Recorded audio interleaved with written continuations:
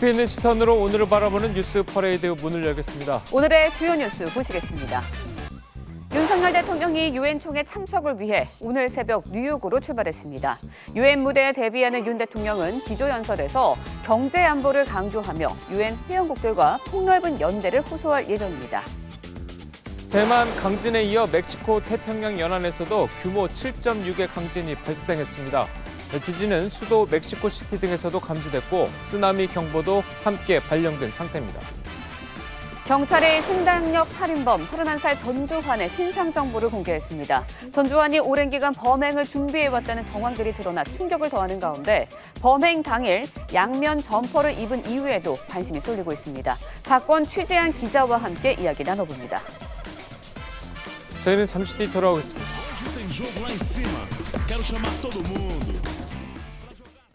윤석열 대통령의 부인 김건희 여사 특검을 놓고 이 정치권은 공방을 벌이고 있습니다. 일부 여론조사에서 김건희 특검법을 찬성하는 비율이 높다는 야당의 주장에 대해 한덕수 총리는 여론조사만 보고 국회가 하지는 않을 것이라고 본다고 밝혔습니다. 최민식 기자의 보도입니다.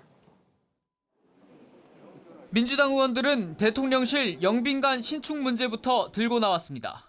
영빈관 건설에 책정된 878억 원의 예산을 알고 있었냐고 추궁했고 한덕수 국무총리는 알지 못했다고 말했습니다. 민주당은 김건희 여사 특검도 요구했습니다. 그러면서 이재명 대표의 부인 김혜경 씨의 수사와 형평성 문제를 언급했습니다. 김건희 주가 조작은 최소 1290번은 압수수색해야 공정한 거 아니야? 이렇게 이야기하십니다. 맞습니까, 여러분? 여당은 이재명 수사 물타기 시도라며 강하게 반발했습니다. 민주당은 여론조사 결과를 거론하며 특검을 거듭 압박했지만 여론조사 결과에 의하면 특검이 필요하다는 응답이 62.7%에 이릅니다. 한 총리는 국회가 다양한 의견을 들어야 한다고 애둘러 비판했습니다. 국회의원님들이 어떤 의사를 결정하실 때 이렇게 여론조사만 보고 하시지는 않으리라고 생각합니다. 민주당 김혜재 의원이 검찰 출신들이 사정정국을 조성하고 야당에 대한 정치 탄압을 하고 있다고 지적했을 때는 한동훈 법무부 장관이 잘못 보셨다고 일축했습니다. TV조선 최민식입니다. 여권 혼란에 책임을 지고 물러난 권성동 원내대표의 후임으로 오선의 주호영 의원이 선출됐습니다. 여권 핵심부에서 추대 의견이 있었지만 재선에 이홍호 의원과 경선을 치르게 됐는데 주 의원이 예상을 깨고 어렵게 승리했습니다. 한편 정진석 비대위원장이 유상범 의원과 이준석 전 대표 징계 문제를 논의한 문자가 공개돼 유 의원이 윤리위원직에서 사퇴하는 논란이 일기도 했습니다. 황병준 기자가 보도합니다.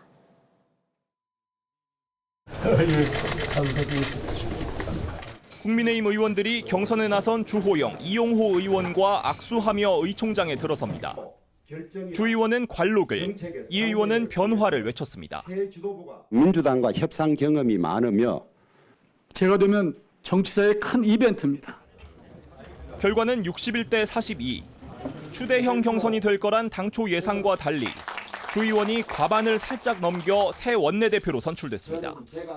이용호 의원 경의해 주시고 한 것도 당의 역동성으로 삼아서 우리 당이 더욱 역동적이고 당의 새 출발을 다짐하는 날이었지만 정진석 비대위원장과 윤리위원인 유상범 의원이 이준석 전 대표 징계와 관련해 주고받은 SNS 대화가 유출돼 논란이 일었습니다. 정 위원장이 중징계 중 해당 행위 경고해야 한다고 하자 유 의원이 성상납 부분 기소가 되면 함께 올려 제명해야 한다고 한 내용입니다. 정 위원장은 과거에 나눴던 대화로 윤리위에 영향력을 행사하려고 한 적이 없다고 해명했고 저는 그 당시에 평당원이고 평의원입니다. 비대위원이 되기 훨씬 전이죠. 유 의원은 윤리위 공정성이 의심받아선 안 된다며 윤리위원직에서 사퇴했습니다. 하지만 이 전 대표는 무리한 짓을 많이 하니 자꾸 사진에 찍히는 것이라고 비판했습니다. TV조선 황병준입니다. 네, 경찰이 이르면 이번 주 내 이준석 전 대표 수사를 마무리할 것으로 보입니다. 성접대 의혹은 공소시효가 다 돼 검찰의 불송치로 가닥이 잡힌 것으로 전해졌는데 남은 것은 이 전 대표의 무고와 증거인멸 교사 혐의입니다. 두 건도 성접대 여부와 떼어놓을 수 없어서 관심이 쏠리고 있습니다. 장동욱 기자의 보도입니다. 성접대 의혹은 지난해 유튜브 채널 가로세로 연구소가 이준석 전 대표를 알선 수재 혐의로 검찰에 고발하면서 불거졌습니다. 이 전 대표가 2013년 박근혜 전 대통령을 중소기업 김모 대표와 연결시켜주고 대가로 성접대 등을 받았다는 겁니다. 김 대표는 그해 7월과 8월 접대가 이뤄졌다고 주장했는데 경찰은 성매매 처벌법 5년과 알선 수재 7년 공소시효가 이미 완성돼 공소권이 없다고 처분의 가닥을 잡은 것으로 전해졌습니다. 남은 것은 이 전 대표의 무고와 증거인멸 교사 혐의. 김 대표 측은 이 전 대표가 가로세로 연구소를 명예훼손으로 고소한 데 대해 무고 혐의로 경찰에 고발했습니다. 성상납을 받았음에도 불구하고 성상납을 받지 않았다고 거꾸로 고소를 한 것이기 때문에 경찰이 무고 혐의로 이 전 대표를 검찰에 송치하면 이는 성접대 실체를 확인한 셈이 됩니다. 성접대 의혹과 관련된 증거인멸 교사 혐의도 마찬가지여서 둘 중 하나라도 검찰에 송치되면 이 전 대표는 상당한 타격이 불가피할 전망입니다. 이 전 대표에 대한 수사 결과는 빠르면 알선 수재 혐의 공소시효가 끝나는 오는 23일 전후, 늦더라도 이달 안으로 나올 것으로 보입니다. TV조선 장동우입니다.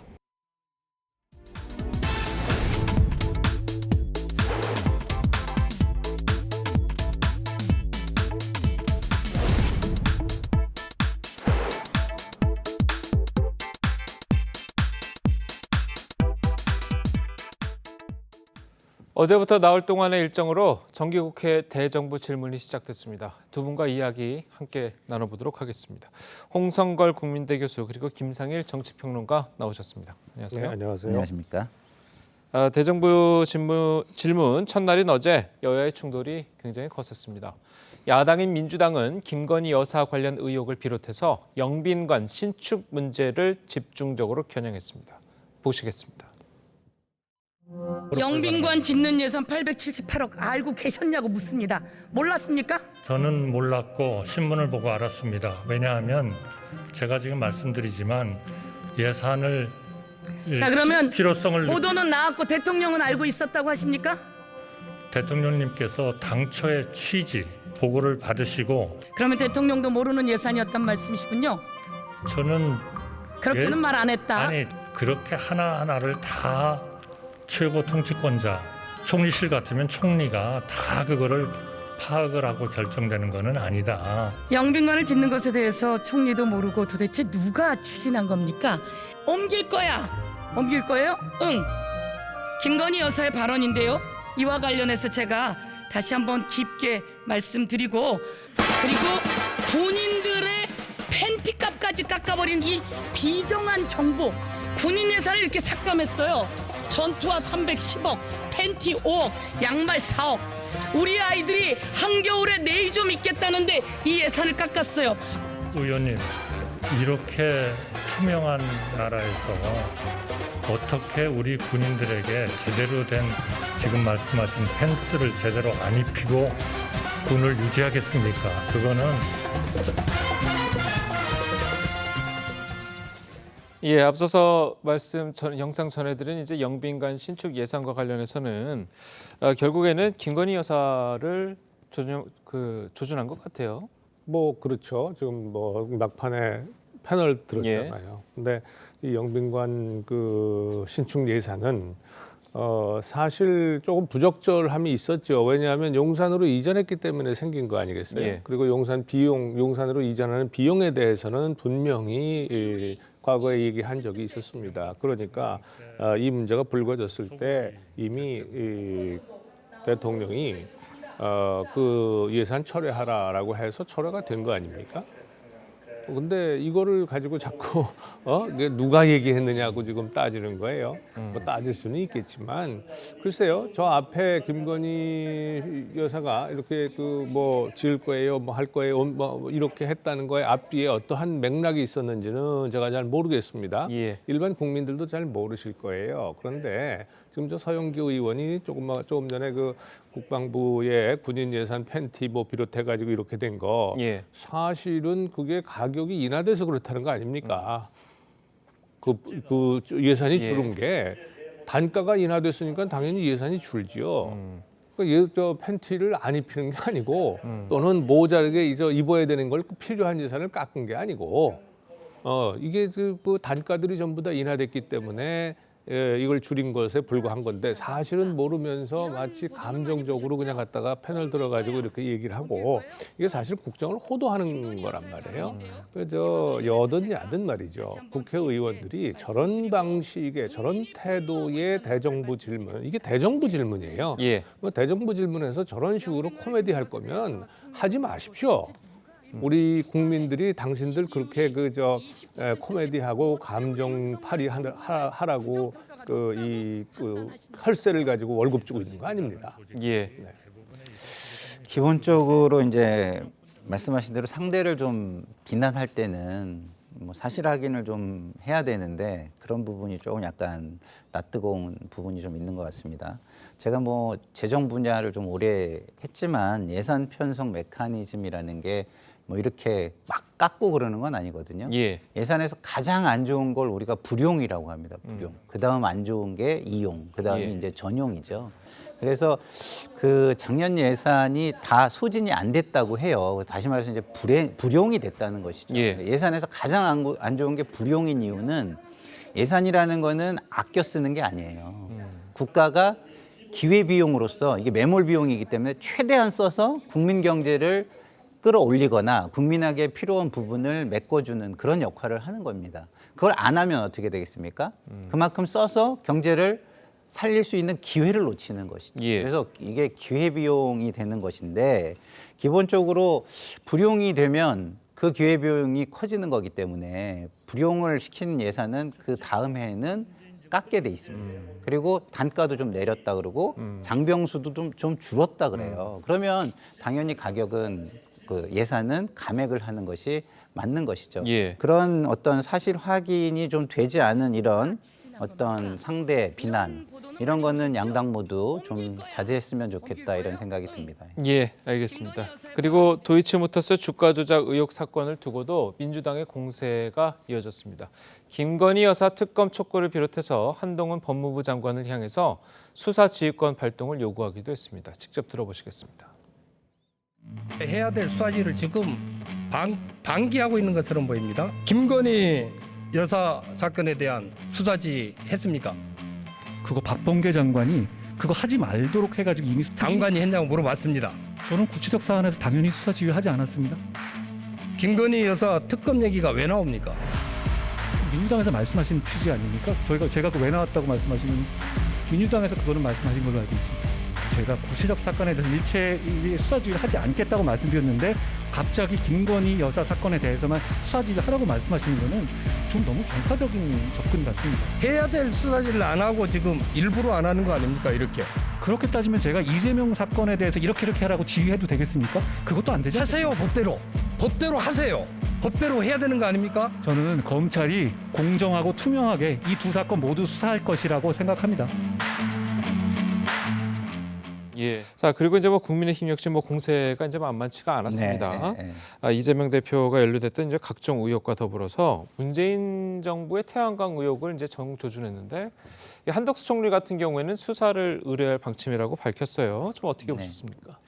뭐 기본적으로 죄가 있으면 예. 뭐 그걸 밝히고 단죄를 하는 게 맞겠죠. 예. 근데 이제 그런 걸 함에 있어서도 가장 중요한 것, 그거보다 더 중요한 것은 그것을 바라보는 단죄하는 잣대가 공정하냐, 그 공정에 대한 국민 신뢰가 있느냐, 이게 가장 중요할 것입니다. 예. 그래서 기본적으로 읍참마속, 춘풍추상 이런 게 굉장히 고위 권력자에게는 굉장히 중요한 덕목인 게 국민의 신뢰를 끌어내고 지지를 끌어낼 수 있기 때문이에요. 그런데 지금 국민에게 비춰지는 거는 야당에 대해서는 조금 과하게 몰아친다 이런 느낌을 주는 겁니다. 예. 그래서 제가 볼 때는 지금 여권에서 좀 한 번 정도 돌아봐야 될 것은 조금 어느 정도 국민에게 그래도 이게 잣대가 좀 공정하구나라는 느낌을 주는 것, 그것이 굉장히 중요하지 않을까 이런 생각이 들고요.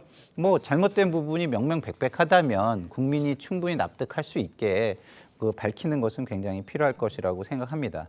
제가 앞서 나온 주제에 대해서도 짧게 좀 말씀을 좀 드리고 싶은 게 뭐냐면 정치인들이 이렇게 정쟁을 하고 정치 공세를 하는 게 좀 부적절하기는 해요. 그렇다고 해가지고 장관이 나와서 같이 감정 싸움을 하는 것도 저는 굉장히 부적절하다는 말씀을 꼭 드리고 싶은 게 법무부 장관이 개별적 구체적 사안에 대해서 검찰이 공정하고 투명하게 수사할 것이다. 이렇게 원론적인 입장을 밝히는 게 저는 맞지. 개별 사안에 대해 일일이 저렇게 답변을 하기 시작하면 모든 구체적인 사안에 대한 질문에 대해서 다 답변하셔야 돼요. 어떤 건 답변하고 어떤 건 안 한다. 그럼 굉장히 그건 개인적인 판단과 감정이 개입된 것으로 보일 수 있지 않겠습니까? 그래서 한동훈 장관께 좀 부탁드리고 싶은 거는 본인이 좀 옛날에 좀 억울한 일을 당했다 이런 생각이 있으실 수도 있어요. 그렇지만 지금은 분명히 본인의 가장 중요한 법인격은 법무부 장관입니다. 그래서 조금 자제를 해주십사 이런 말씀을 드리고 싶네요. 알겠습니다. 자, 그리고 제가 하나만 좀 간단하게 더 말씀드리면 한동훈 장관의 저런 답변 태도는 분명히 좀 수정되어야 할 필요는 있습니다. 그러니까 상당히 공격적으로 지금 답변을 하잖아요. 그러니까 야당 쪽에서도 상당히 불만도 많고 또 그것이 지금은 작은 전투에서 이길 것처럼 보일지언정 전체 큰 전쟁에서는 질 가능성이 있기 때문에 좀 바꿔줘야 된다 생각이 들고요. 아까 그 태양광 문제는요. 사실은 문재인 정부 때도 이 태양광의 상당한 부실 문제, 부패 문제가 상당히 있었어요. 지적이 됐는데 그것을 제대로 수사를 않고 넘어왔던 겁니다. 그런데 이제 감사원에서 지금 일부를 들춰보니까 2,600억이 넘는 지금 상당한 이 문제가 있다라고 해서 지금 수사 의뢰를 하고 나머지 전수조사를 하겠다는 거예요. 그래서 저는 이거는 이 국민의 혈세와 관련이 된 겁니다. 그러니까 철저하게 수사를 하고 말씀하신 것처럼 공정하게 법대로 수사를 해서 처리하는 것이 옳다 이렇게 생각합니다. 알겠습니다. 자, 그리고 이제 국회 국방위원회죠. 국방위원회에서 문재인 전 대통령을 증인으로 채택하는 문제를 두고 이제 설전을 벌였거든요. 자, 이게 과연 성역이냐 아니냐를 두고 이제 이야기를 할 수 있는데 교수님 생각은 어떠십니까? 뭐 민주주의에서 성역이 있을 수 있습니까? 그런데 전직 대통령에 대해서는 우리가 예우는 할 필요가 있는 거예요. 그러니까 지금 이게 정말 이 사건을 규명하는 데 있어서 문재인 전 대통령을 국감의 증인으로 부르지 않으면 안 되는 지금 상황이라면 그러니까 그것이 마지막 수단이라고 한다면 혹시 우리가 고려해 볼 수 있겠어요. 그런데 그것이 아니라 이게 그냥 문 대통령 망신 주기 혹은 이전 정부에 대한 어떤 그런 뭐 공격성 이런 그 공격성 제스처 같은 것으로 이렇게 한다는 것은 저는 정치의 정도가 아니다. 지금 이분들이 하고 계시는 거는 제가 자꾸 이렇게 비판을 하니까 뭐 개인적인 의견이다 이렇게 말씀하시는데 저 개인적으로 분명히 제가 말씀을 드렸습니다마는 이게 일반 국민들의 일반적 지금 상식과 생각이에요. 좀 제발 국회의원들이 여야 막론하고 지금 저 문 전 대통령을 갖다가 증인으로 채택을 하겠다고 저렇게 주장하는 것도 똑같습니다. 저거 망신 주기 하려고 하는 거 아니에요. 그러니 제발 그런 식으로 정치하지 마십시오. 그거는 정치가 아닙니다. 그리고 이제 다음 이야기 저희가 이제 해보도록 하겠습니다. 국민의힘에서는 이준석 전 대표 제명을 언급한 문자 메시지가 공개돼서 논란이 일었죠. 당사자인 정진석 비대위원장과 유상범 의원은 즉각 해명에 나섰습니다. 목소리 들어보겠습니다. 양두구육 나왔고 EXX 저 XX 나왔고 당을 불태워버려야 된다는 얘기도 나왔고 그런 얘기를 듣고 가만히 있는 게 정상입니까? 저는 그 당시에 평당원이고 평의원입니다. 어떻게 윤리위가 경고 한마디 안 하느냐고 제가 얘기 못합니까? 저는 당연히 제가 해야 될 얘기를 했다라고 생각합니다. 적절하지 못하다는 지적에 대해서는 저도 좀 공감을 하고 있고요. 그 부분에 대해서는 뭐 사전에 내부적으로 그와 같은 데는 공감대를 누가 형성됐거나 그런 일은 없다. 자, 이게 뭐 지금 영상을 보셨겠지만 이 정진석 위원장이랑 이제 문자를 주고받았고 그리고 이제 윤리위원직에서도 이제 의원이 이제 사퇴까지 하는 사태가 벌어졌는데 이렇게 계속 막 이렇게 문자 논란들이 벌어지고 있단 말이죠. 특히 여당에서 어떻게 보셨습니까? 글쎄요, 저는 이런 것들이 국민에게는 역시 이번 일에 배후가 있었구나 이런 느낌을 굉장히 줄 거라고 생각해요. 특히나 유상범 의원이 저런 문자를 주고받았던 거는 저는 굉장히 큰 충격입니다. 왜냐하면 전문직일수록 직업윤리라는 게 굉장히 중요하거든요. 예. 의사, 변호사 이런 분들이죠. 근데 저분 변호사, 검사 하신 분 아닌가요? 그런데 본인이 윤리위원인데 저런 거를 다른 사람과 문자로 주고받으면서 한다? 그걸 그러고서 아무것도 아닌 것처럼 개인적인 거였다라고 얘기한다? 그건 직업윤리가 없는 겁니다. 그럼 직업윤리가 없는 사람은 어디까지 무너질 수 있느냐? 자기 이익을 위해서 모든 걸 할 수 있는 것까지 무너질 수가 있어요. 그래서 저게 저렇게 간단하게 윤리위원직을 사퇴하는 것만으로 되는 건가? 저거야말로 윤리위의 징계 대상입니다. 오히려 이준석 대표에 대한 부분은요. 저는 지금 국민의힘이 사법자제를 얘기하잖아요. 그럼 윤리위가 준사법의 역할을 지금 하고 있는데 준사법자제를 스스로 지금 이야기할 때가 아닌가 이런 생각이 좀 듭니다. 예, 자, 교수님 보시기에서도 이렇게 문자 논란이 일어나는 부분, 그리고 특히 여당에서 계속해서 이런 부분이 일어나는 경우 좀 어떻게 좀 판단을 하고 계십니까? 뭐 여당 야당 사실은 지금 여당에서 뭐 그렇게 말씀하시는데 여당 야당 가릴 것도 있습니까? 사실은 문자 사태는 계속 일어나는 거고요. 일부에서는 일부러 노출시키기도 하고 정치적인 목적에 의해서 그렇죠. 그런 건 하는데 이번 같은 경우에는 정진석 지금 비대위원장 얘기대로 8월 13일에 나는 문자다라고 하면. 그러면 그것은 비대위원장 되기 이전에 일반 이제 그 의원으로서 지금 본인의 생각을 얘기한 거잖아요. 유상범 의원이 윤리위원이긴 하지만 오는 문자를 어떻게 막습니까? 그렇잖아요. 그러니까 사실은 비대위원이라고 해서 그런 문자를 받는 것은 그런 문자를 아마 수도 없이 받을 거예요. 정진석 의원뿐만이 아니라 다른 사람들한테도 생각이 있으면 뭐 받을 겁니다. 정치인들이 뭐 서로가 자기네 입장을 얘기하고 이런저런 거 좀 도와달라 이런 얘기를 서로가 왜 안 하겠습니까? 다 하죠. 그런데 문제는 저것이 노출이 됐고 또 유상범 의원이 윤리위원인데 그런 것이 있었으니까 즉각 사퇴한다고 뭐 저는 당연하다고 봐요. 그리고 유상범 의원이 윤리위원으로서 저런 문자를 받았다고 해서 저 문자대로 행동했다는 증거는 아무데도 없습니다. 사실은 우리 대학의 교수지만 교수인데 할 수 없는 일에도 뭐 굉장히 많은 부탁, 청탁 들어오는 거 많아요. 근데 다 알겠습니다라고 얘기하지만 절대로 그 청탁이나 부탁이 의사결정에 그 영향을 미치는 바는 전혀 없습니다. 그러니까 세상은 인간이 혼자 사는 게 아니잖아요. 공동체를 이루어 살아가기 때문에 서로가 이렇게 연락도 하고 뭐 도움도 주고받고 하는데 그렇다고 해서 공적인 일을 그러한 사적인 관계로 의사결정하지는 않는다. 저는 적어도 국회의원 정도 되면 그런 정도의 상식은 가지고 있을 거다라고 믿고 싶고요. 뭐 그 결과가 지금 이번에 이것이 노출이 되자마자 본인이 즉각적으로 사퇴한 것이 아니겠는가 이렇게 생각을 합니다. 예, 알겠습니다. 자, 대담 중에 다소 이제 거친 표현들이 나왔던 점 시청자 여러분들께 거듭 양해의 말씀을 드리고요. 오늘 두 분의 말씀은 여기까지 듣겠습니다. 잘 들었습니다. 네, 감사합니다. 감사합니다.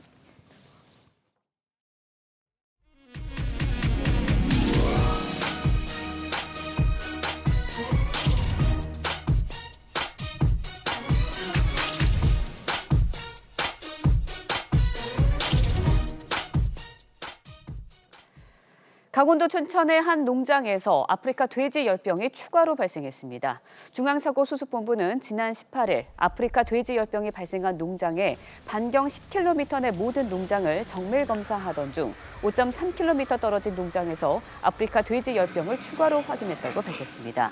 해당 농장은 돼지 약 6,500마리를 사육하고 있고 모두 살처분할 예정입니다. 중수본은 현재 농장 출입 통제와 소독, 역학조사 등 긴급 방역 조치를 실시 중입니다. 어제 오후 5시 55분쯤 부산 진구 수정터널 앞 600m 부근에서 4중 추돌 사고가 발생했습니다. 이 사고로 차량에 타고 있던 60대 여성이 사망했습니다. 또 20대와 50대 운전자, 60대 동승자가 크게 다쳐 병원으로 옮겨졌습니다. 경찰은 백양터널에서 수정터널로 달리던 승용차가 차선을 변경하던 중 옆 차로를 지나던 승용차를 들이받으면서 사고가 시작된 것으로 보고 있습니다. 경찰은 20대 운전자를 상대로 음주운전 여부 등을 조사 중입니다. 어제 오후 8시 40분쯤 울산 동구 동쪽 144km 해역에서 규모 4.6의 지진이 발생했다고 기상청이 외국 관측기관 등을 인용해 전했습니다. 진앙은 북위 35.4도, 동경 131도이며 지진 발생 깊이는 10km로 파악되고 있습니다. 한국수력원자력 서울 원자력 본부는 신고리 원전을 포함한 전국 원전은 아무 영향 없이 안전운전 중으로 설비 고장이나 방사선 누출 역시 없다고 밝혔습니다. 네, 태평양 서부 인근에서 진도 7.6의 강진이 발생해 멕시코 수도를 포함한 중서부 전역이 흔들렸습니다. 공교롭게도 5년 전 138명의 목숨을 앗아갔던 중부 대지진이 발생한 날이어서 멕시코 전역엔 긴장감이 돌았습니다. 영상으로 함께 보시죠. 멕시코의 수도 멕시코시티입니다. 사람들이 서로를 부둥켜 안고 마음을 진정시키고 있는데요. 현지 시간으로 19일 오후 1시쯤 태평양 연안의 서부에서 발생한 7.6의 강진으로 멕시코시티와 푸에블라 등 멕시코 중서부 전역에서 진동이 감지됐습니다. 점심을 먹은 시민들은 각자의 일터에서 일시에 쏟아져 나와야 했는데요. No, pues ya que salimos, justo en las escaleras ya fue cuando se empezó a sentir, estamos en el 7º piso, pues ya. 도심에선 차량들도 가던 길을 모두 멈춰야 했습니다. 멕시코시티 시민들은 공교롭게도 하필 오늘이냐는 반응을 보였는데요. 강진이 일어났던 이날이 5년 전 멕시코 전역에서 138명이 숨진 규모 7.1의 지진이 발생했던 날이기 때문입니다. 서울 지하철역에서 20대 여성 영무원이 살해됐습니다.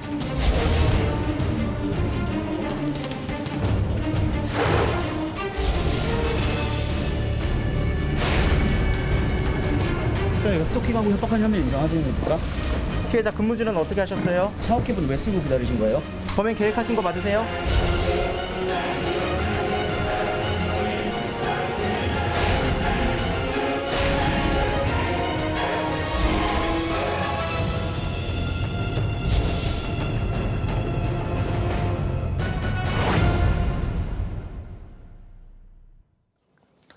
신당역 영무원 살인 사건의 피의자 31살 전주환의 신상이 공개가 됐습니다. 네, 전 씨의 치밀했던 계획 범죄 정황도 속속 드러나고 있는데요. 사회부 안윤경 기자와 함께 자세히 짚어보도록 하겠습니다. 안녕하세요. 네, 안 기자, 직접 이제 전주환을 취재했다고 하는데 실제로 어떤 인물이었습니까? 네, 경찰이 어제 전 씨의 신상 정보 공개를 결정했죠. 이름은 전주환으로 91년생, 올해로 만 31살입니다. 전주환은 2016년 공인회계사 시험에 합격했지만 이후 1년간 진행되는 실무 수습을 못 마친 것으로 알려집니다. 그래서 정식 회계사 자격증은 없습니다. 그리고 2018년 서울교통공사에 입사했는데요. 입사 동기가 바로 피해자 A씨입니다. 전 씨는 A씨에게 2019년 11월부터 350건이 넘는 문자 메시지를 보내고 불법 촬영 영상을 보내는 등 A씨를 집요하게 스토킹해 온 것으로 알려지고 있습니다. 자, 이 스토킹과 관련해서 이제 전 씨 같은 경우는 이미 기소가 돼서 진행 중인 상태였죠. 네, 재판에 넘겨진 전 씨는 지난달 18일 검찰로부터 9년형을 구형받았고 지난 15일 법원에 1심 선고가 예정돼 있었습니다. 그런데 범행이 일어났던 건 14일, 선고 바로 하루 전날이었습니다. 그래서 재판과 관련해 피해자에게 앙심을 품고 한 달 정도 범행을 계획해왔다는 게 경찰의 판단입니다. 네, 범행을 치밀하게 준비해왔던 정황이 한두 가지가 아니라고 하는데 어떻습니까? 네, 맞습니다. 일단 범행 당일의 경우 전주환은 일회용 위생 모자를 쓰고 손에는 장갑을 낀 채 신당역에서 약 1시간가량 피해자를 기다렸습니다. 위생 모자를 쓴 건 피해자가 자신을 쉽게 알아보지 못하게 하려는 목적으로 볼 수 있고 장갑은 지문을 남기지 않으려는 의도였던 것으로 보입니다. 네. 특히 주목할 점은 전주환이 노란색과 회색 두 가지 색으로 된 양면 점퍼를 입고 있었다는 점인데요. 그래서 전 씨가 범행 직후 점퍼를 뒤집어 입고 경찰 감시를 피하려 했던 것 아니냐는 관측이 나오고 있죠. 네. 자, 그리고 또 어떤 준비들을 했죠, 전 씨가? 네, 상당히 많습니다. 검찰이 징역 9년을 구형했던 지난달 18일에 이미 서울교통공사 내부망에 접속해서 피해자 근무지와 근무 일정 등을 알아낸 것으로 파악됩니다. 예. 이후에도 전주환은 여러 번 내부망에 접속해서 정보를 확인했고요. 또 피해자가 이전에 살았던 집에 수차례 찾아갔습니다. 이 과정에서 한 여성을 피해자로 착각하고 약 7분 정도 미행하기도 했습니다. 또 범행을 위해서 신당역으로 이동할 때는 개인 신용카드나 교통카드가 아닌 일회용 승차권을 사용했고 휴대폰에는 GPS 정보를 조작하는 어플리케이션이 설치됐는데 이거는 아마 경찰 추적을 피하려던 걸로 보입니다. 그리고 범행 당일 오후에는 정신과 진료도 받았는데요. 전주환이 이전 계속해서 자신이 우울증이었다고 주장해온 만큼 심신미약을 노린 것이 아니냐는 지적이 나오고 있습니다. 네, 오랜 기간 범행을 정말 치밀하게 준비했던 것 아닌가라는 생각이 드는데 그런데 이미 직이 해제된 상태였거든요. 근데 어떻게 피해자의 근무지를 알 수 있었던 건가요? 네, 이게 굉장히 애매한데요. 지난해 10월 피해자의 1차 고소건으로 경찰 수사 통보를 받은 서울교통공사는 전주환을 직위 해제했습니다. 하지만 직위 해제가 돼도 직원이기 때문에 내부망 접속이 가능했습니다. 공사 관계자 설명 한번 들어보시죠. 직원의 이치는 유지가 돼요. 형이 확정될 때까지 동안 너는 대기하고 있어, 이런 의미입니다. 어찌 보면 무죄 추정 원칙하고도 좀 비슷하다고 보시면. 네, 이 점을 알고 있던 전주환은 범행 약 한 달 전, 11일 전, 그리고 당일 등 여러 차례 증산역과 구산역에 방문해 내가 휴가 중인 불강력 직원이라는 취지로 둘러대고 영무원 컴퓨터를 사용했습니다. 자, 이렇게 치밀하게 범행을 준비하고 또 양면 점퍼도 있고 네. 거의 도망갈 계획을 하고 있었다 이렇게 봐도 되겠군요. 네, 맞습니다. 계획 범죄였던 만큼 도주까지 고려했을 가능성이 상당히 높습니다. 예. 하지만 피해자가 여자 화장실에 설치된 비상벨을 곧장 눌렀기 때문에 영무원들이 바로 출동해서 범인을 검거할 수 있었습니다.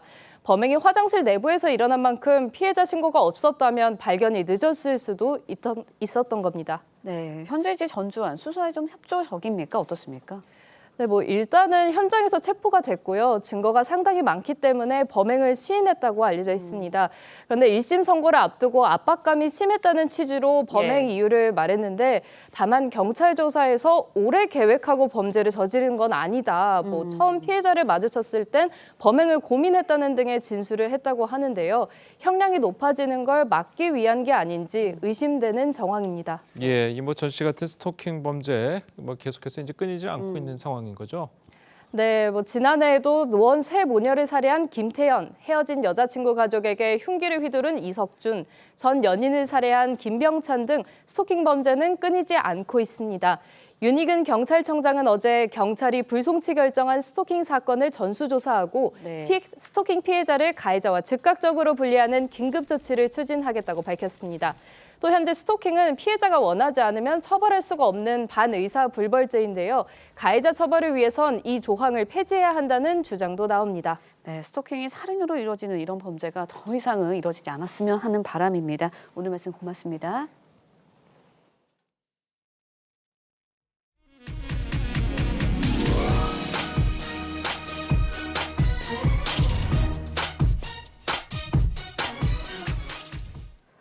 평생을 무명 작가로 살다 사후에야 그 존재가 알려진 비운의 사진작가 비비안 마이어의 전시가 열렸습니다. 생전 가난했지만 당당했던 그는 조용히 자신만의 세계를 읽어왔는데요. 박소영 기자가 소개합니다. 은둔형 사진작가 비비안 마이어의 이름이 세상에 알려진 건 2009년. 그가 사망한 후 현상조차 하지 않고 방치한 사진 15만 장이 세상에 나오면서였습니다. 1980년대 이르러서 이제 은퇴할 나이가 되었을 때에는 자신의 모든 사진을 그 창고에 보관하게 됐습니다. 그래서 어떻게 보면 그 창고에 보관함으로써 그 사진들이 온전히 보관될 수가 있었고요. 1926년 가난한 집안에서 태어난 마이어는 평생 보모로 생계를 유지하며 사진을 찍었습니다. 필름값을 아끼려면 한 컷 한 컷 신중하게 셔터를 눌러야 했고 연속 사진은 생각도 할 수 없었습니다. 현상에 실패할 확률이 높은 컬러 사진 대신 늘 그가 택했던 건 안전한 흑백 사진이었습니다. 하지만 가난은 이 예술가를 삼키지 못했습니다. 마이어는 존재를 증명하듯 사진에 자신의 얼굴을 남겼고 원주민을 교육받은 백인과 동등한 구도로 촬영하는 등 당시의 문법에서 벗어나는 사진도 여러 찍었습니다. 세상의 평가와 상관없이 늘 자기 자신으로 존재했던 예술가. 당당했던 그의 삶이 동시대 관람객의 마음에 영감과 위로를 줍니다. TV조선 박소영입니다.